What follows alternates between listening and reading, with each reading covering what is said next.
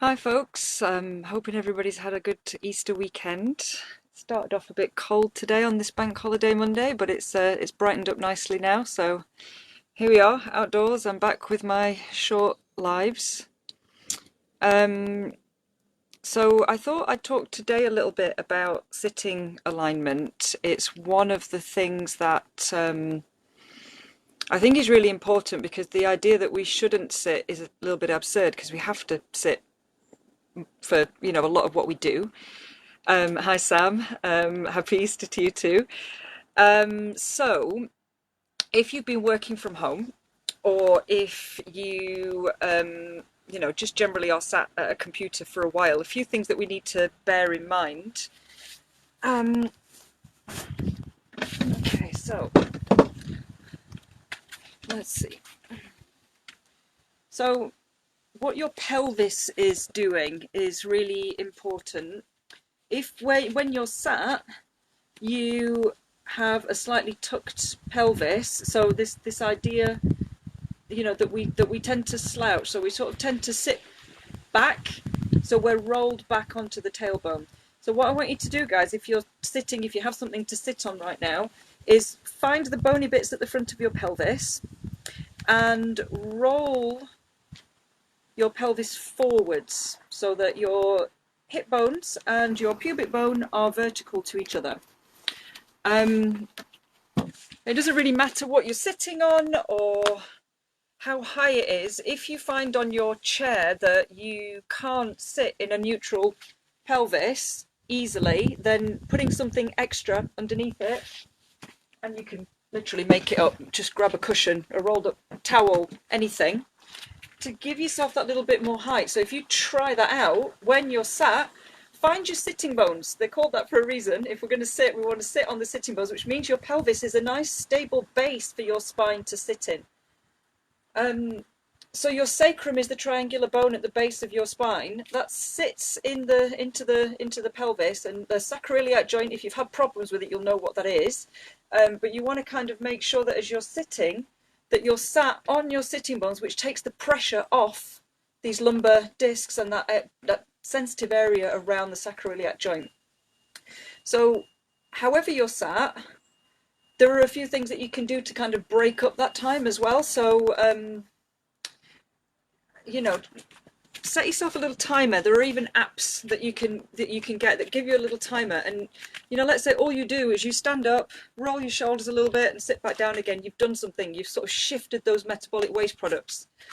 Another thing that I like to do is a number 4 stretching seated. So you can just kind of pick one leg up. It's easier for some people than others, but pick one leg up, cross it over. If you need to give yourself a bit more space, you can straighten that bottom leg and it brings it a little bit lower, makes it a bit easier. You're going to get a stronger stretch if your knee is bent here.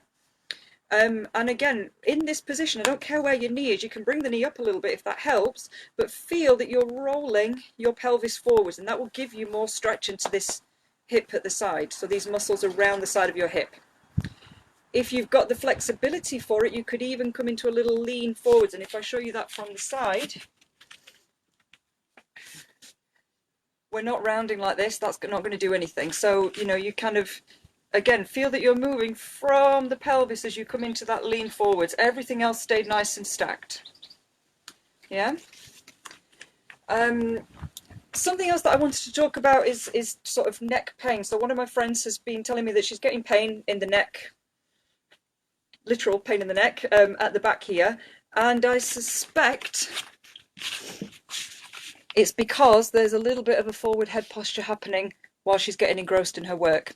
So I talked about this before, your head ramp. So something that you want to be careful of, if you're sort of coming into a head ramp, you want to make sure your head doesn't go back like that. Because what happened there is my neck muscle shortened even more. If you bring your hand to the back of your head and you feel for where that ridge is, that part of your bone is called your occiput, you want to kind of feel that as you tuck your chin, that part goes up, and then you've just created space in these vertebrae here at the back. So as you give yourself that little double chin, don't just throw your head back, that doesn't work. You want to feel that this bit at the back goes up, and that's going to take tension away from these little fine muscles at the back of the neck and is going to make sure that you don't strain as the weight of your head comes forward. So they're little tips that you can do just in a seated position, just to kind of check in with yourself every now and then. Do I need to break up some tension that I've started to hold on to? Have your shoulders started to hike up? Can you let them go? I know that's like a general, everybody knows that, right? Our shoulders tense, can we let them go? But it's something that we don't do. One thing I'm not a big fan of is the idea of shoulders back. So this movement in itself, it might feel like quite a nice stretch, but we don't want to think that good posture involves pulling our shoulders back and lifting the chest, because we've just cramped everything up back here again. So you want to think ribs down, shoulders down and relaxed, chin back, but sort of slightly tucked, and that's going to create space here. That's going to be good news in terms of allowing blood flow, allowing the removal of metabolic waste products, releasing tension where you don't need it. So kind of useful to come into if you have been sat for a while. That's for the working at home crew. I'm going to go through some little exercises for the neck that involve motor control. So in terms of whether we have motor control of the finer movements that we can do with the cervical spine. So they might seem a bit weird, and I'm not sure how they're going to look if I try and show you. But we're going to start with the difference between various movements that you can do with the neck. So if I've got my head here in a neutral position, so I've kind of tried to ramp the chin up a little bit, I'm pushing the ground away, and I'm going to start by just lowering and lifting the head. So I'm working the muscles in the back of the neck to lift the weight of my head. And I can also come into a rotation of the head. Working from home or caning Netflix, that depends on what our job is, Zoe, eh? And turning the head the other way. So we can rotate. So I'm just going to go through various motions that our neck can do. So now we're going to come into lateral flexion or side bending. So I'm going to keep my gaze down. I'm definitely not going to rotate now. I'm going to side bend. So you want to think of keeping length at the back of your neck, and as you bend your head to the side, make sure that your shoulder doesn't hike up to meet it. So sometimes your brain misunderstands the instruction and thinks, oh, the aim is to get the head as close to the shoulder as we can, and if I do that, it gets really close, right? So we don't want to pinch into that side. You want to think shoulders back, push the ground away, neck long and relaxed, and you're doing a little side bend. Okay, and by the way, if you're not used to doing these exercises, you might fatigue quite quickly, so take breaks as you need to. But if we now put those motions together, so I could do a side bend, and I could rotate my head in this side bent position. So I'm going to add variation to these movements, and I'm going to sort of come back to center, side bend to the other side, shoulders stay relaxed, check your jaw, and small rotations here too.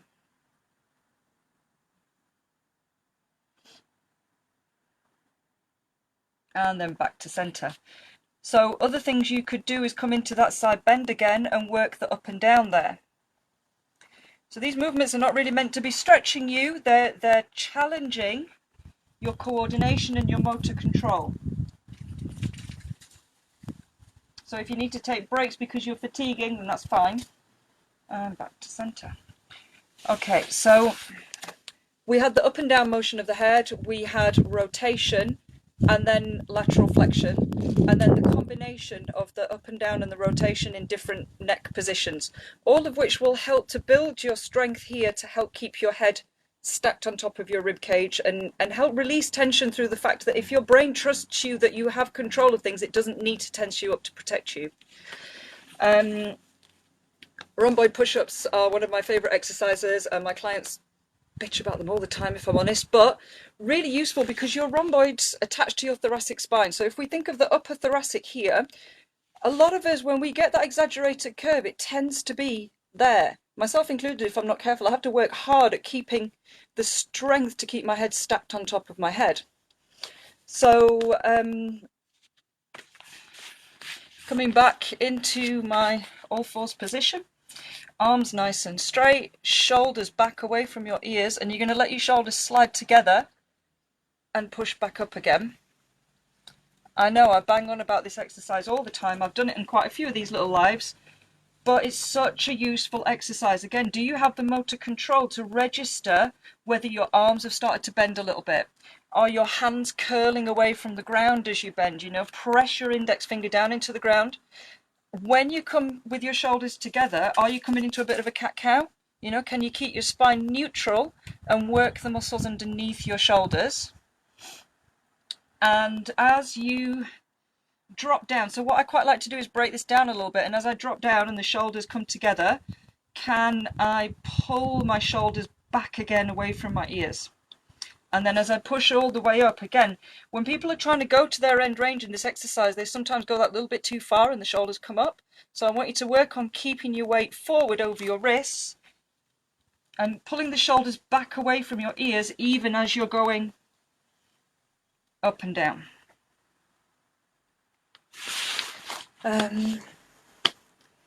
Yeah, and I think, so they're good little movement snacks that you can put in while you've been working. If you have any floor space, or if you have room to have a bit of a stretch on the ground, again, just quite nice for relief of stiff back, stiff hips.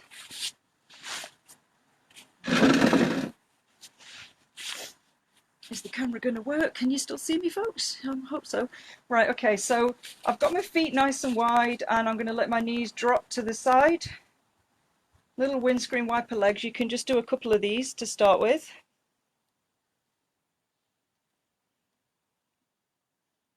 Oh, gosh, this camera's annoying. Well, there we go. It's panning out again. Thanks. And then, so I'm going to let my knees drop and let my outside foot sweep along the outside and then back round. So I'm going to let my knees drop, let the outside foot sweep along the ground, and then bring it back.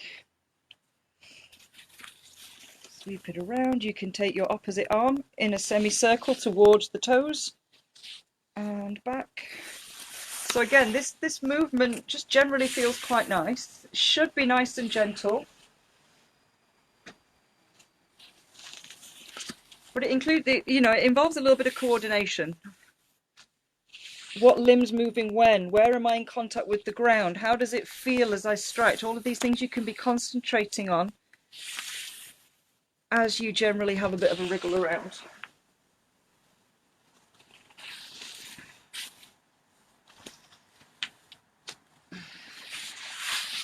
So we can do these in seated too, similar kind of thing. So if I've got my knees bent, guys, if you have got a really tight pelvis or lower back and you're not able to sit in that neutral position and you're sort of a little bit slumped back here, that's called, again, bring your hands back behind you so that you can be in a nice neutral position. So I'm going to let my knees drop to the side, and then this time I'm going to kind of take a lean over my leg, and then back, over, and lean. So these shin boxes or glute rolls or whatever you want to call them, you can do them with your hands down or not. Either way, you're sort of rolling your legs and play around with where you're leaning. So if I was to kind of lean a little bit over this way, so if you're kind of going to go back towards your hip, you could come into a little twist there and just gently press your fingertips into the ground. And then roll your legs over to the other side, and again sort of twist a little bit further back. So instead of leaning forwards, which is going to be more in the glutes, we can come into a twist here where you sort of rotate around that a little bit more, so you get more of a twist.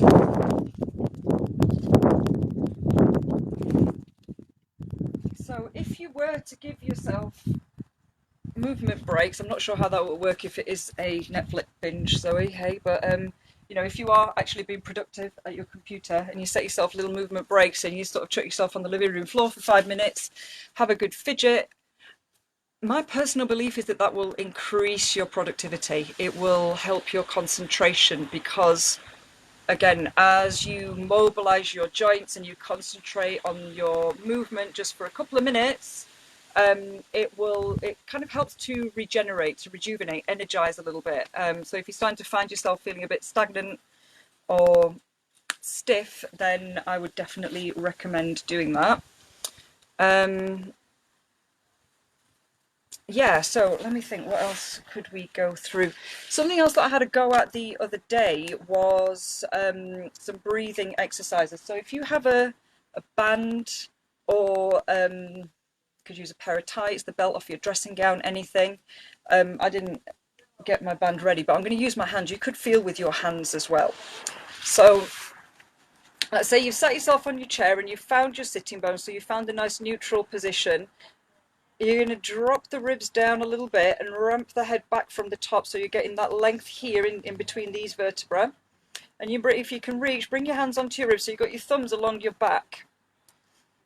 And as you inhale, I want you to kind of feel that if you let your belly relax and you let your ribs expand into your hand, your ribs will actually tip a little bit in that direction. So you can even encourage that. So the ribs go down at the front and they fill your hands at the back and the side.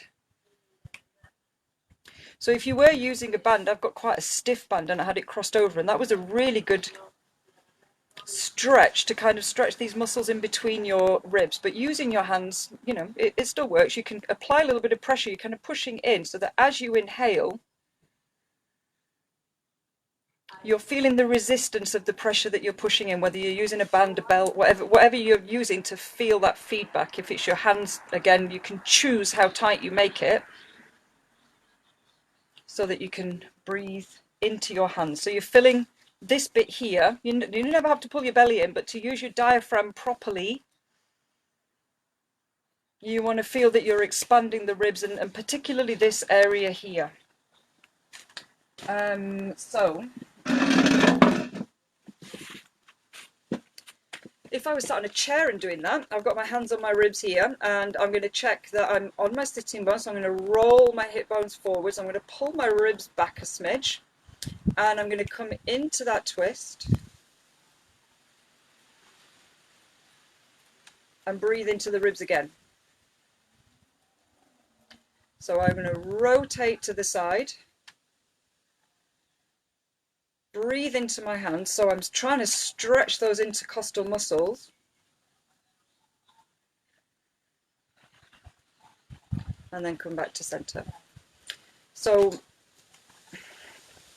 one thing that I don't tend to teach is breathing in time with movement, which I know is something that is it can be useful in terms of bringing your connection with your body and all that kind of stuff. But I think breathing should be independent of movement. So I quite like using the breath and feeling the breath, but not necessarily timing that we breathe in with this move and breathe out with another. You know, I tend to not do that. It's always confused me. So it was a relief to not have to do that when somebody said, just don't bother. So yeah, use your hands as pressure, use your bell or something, a stretch band, whatever you've got. Breathe into the ribs, add the rotation, because what we're doing there is we're changing the orientation of your ribs in relation to the pelvis, which is going to stretch the muscles in between your ribs slightly differently. And if you give yourself time to do this, you know, a few breaths here and there, even if that's all you did in your little break, you know, you set yourself a timer for a break, and just give yourself sort of 5 breaths in different positions and feel where your ribs are in relation to your pelvis, and kind of feel that your chest stays quiet and that you let your belly and your ribs fill. You know, you're just giving yourself that little rush of oxygen. And so the thing with combining that with the head ramp is that we're going to encourage more oxygen easily getting to the brain, which is really good for our concentration and focus. All right, folks, so that was enough for today's little snippet, I think. More structured classes will be coming soon. I'm still getting my head around this technology. But yeah, if you have any questions or comments or a particular subject that you would like me to cover, then feel free to let me know. And otherwise, enjoy the rest of your bank holiday Monday, guys. Bye.